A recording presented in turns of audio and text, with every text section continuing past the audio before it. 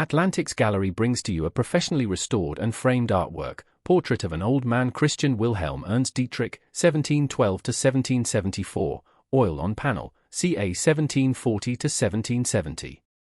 Oil on panel, ca. 1740–1770, with strong wall presence. See more at atlantiques.co.uk.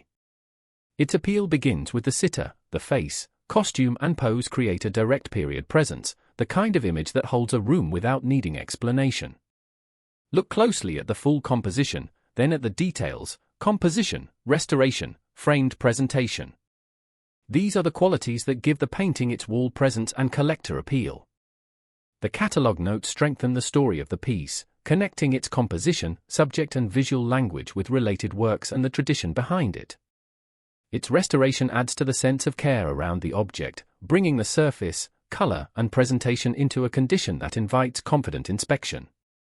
The framed presentation matters. Oil on panel is offered as a complete object, with condition, frame, and visual presence all contributing to its appeal.